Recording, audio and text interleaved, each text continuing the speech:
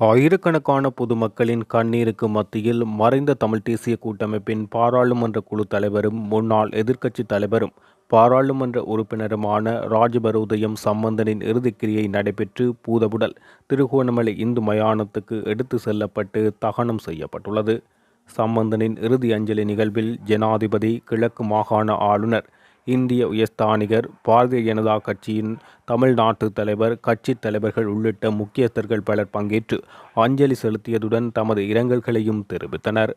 மறைந்த சம்பந்தனின் இறுதி அஞ்சலி நிகழ்வுகள் திருகோணமலை தபாலக வீதியில் அமைந்துள்ள அவரது பூர்வீக இல்லத்தில் இன்று ஞாயிற்றுக்கிழமை இடம்பெற்றது. சம்பந்தனின் பூர்வீக இல்லத்தில் நண்பகல் 12 மணி வரை சம்பந்தனின் உடல் பொதுமக்கள் அஞ்சலிக்காக வைக்கப்பட்டது. அதனைத் தொடர்ந்து சைவ ஆகம முறைப்படி சம்பந்தனின் உடலுக்கு இறுதி கிரியைகள் முன்னெடுக்கப்பட்டன. இதனை அடுத்து சம்பந்தனின் பூர்வீக இல்ல வளாகத்தில் இறுதி அஞ்சலி கூட்டம் இடம்பெற்றது.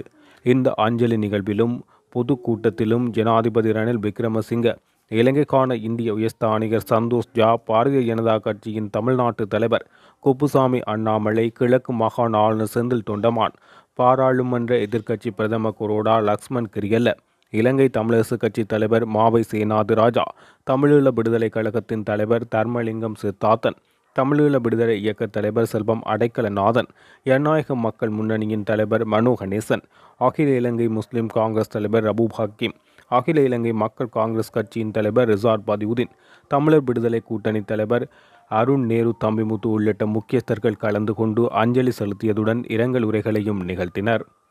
அதனைத் தொடர்ந்து ராஜபரோதயம் சம்பந்தனது பூத உடல் குடும்பத்தார் மற்றும் கட்சி தொண்டர்களின் ஆழ்ந்த சோகத்துக்கு மத்தியில் தகன கிரியைக்காக திருகோணமலை இந்து மயானத்துக்கு எடுத்து செல்லப்பட்டு தகனம் செய்யப்பட்டுள்ளது. மேலும் இந்த இறுதி அஞ்சலி நிகழ்வில் மும்மத தலைவர்கள், பெருந்திரளான இலங்கை தமிழரசு கட்சி தொண்டர்கள், பெருந்திரளான பொதுமக்கள் கலந்து கொண்டனர். சம்பந்தன் முக்கிய நோக்கத்துக்காக வாழ்ந்து மறைந்திருக்கிறார். அந்த நோக்கம் முழுமையாக நிறைவேறவில்லை. அந்த நோக்கம் நிறைவேறுவதற்காக பாரதிய ஜனதா கட்சியினரும் பிரதமர் மோடியும் முழுமையான ஒத்துழைப்புகளை வழங்குவார்கள் என்று பாரதிய ஜனதா கட்சியின் தமிழக தலைவர் அண்ணாமலை தெரிவித்துள்ளார். சம்பந்தன் எப்போதும் தமிழ் மக்களின் பிரச்சினைகளை தீர்ப்பதற்கு அர்ப்பணிப்புடன் செயற்பட்டதாக தெரிவித்த ஜனாதிபதி, தேசிய காணி ஆணைக்குழுவின் வரைவு தற்போது பாராளுமன்றத்தில் சமர்ப்பிக்க தயார் செய்யப்பட்டுள்ளதாகவும், சிங்கள, தமிழ், முஸ்லிம் மக்களுக்கு வனவள திணைக்களத்துடன் இருக்கும் பிரச்சினைகளை சட்ட ரீதியாக தீர்க்க ஆணைக்குழுவுக்கு அதிகாரம் வழங்க எதிர்பார்த்திருப்பதாகவும் தெரிவித்துள்ளார். எதிர்க்கட்சி தலைவராக சம்பந்தனின் பங்களிப்பை பாராட்டிய ஜனாதிபதி, எதிர்க்கட்சி தலைவர் ஒரு மாற்று பிரதமர் என குறிப்பிட்டதுடன், சம்பந்தன் தமிழ் மக்களின் பிரச்சினைகளை மாத்திரமன்றி ஒட்டுமொத்த இலங்கை மக்களின் பிரச்சினைகளை முன்வைத்து உண்மையான எதிர்க்கட்சி தலைவரின் பண்புகளை வெளிப்படுத்தியதாகவும் ஜனாதிபதி இதன் போது தெரிவித்துள்ளார். පාර්ලිමේන්තුවට විශේෂයෙන්ම වෙනම රාජ්‍යයක් ඇති කරන්න ඕන කියන යෝජනාව අනුව පාර්ලිමේන්තුව දෙකට බෙදිලා තිබුණා. ඒ වගේම අපේ පරණ දෙවිඩ මන්ත්‍රෝ හිට මන් දැනගෙන හිටපු අය, නවරත්න මැතිතුමා, අපේ සිද්ධාර්ථන් මැතිතුමාගේ පියා, මෙහෙම කණ්ඩායමක් හිටියා. ඒ වගේම සම්බන්ධන් මැතිතුමාගේ අලුත් මන්ත්‍රෝ හිටියා.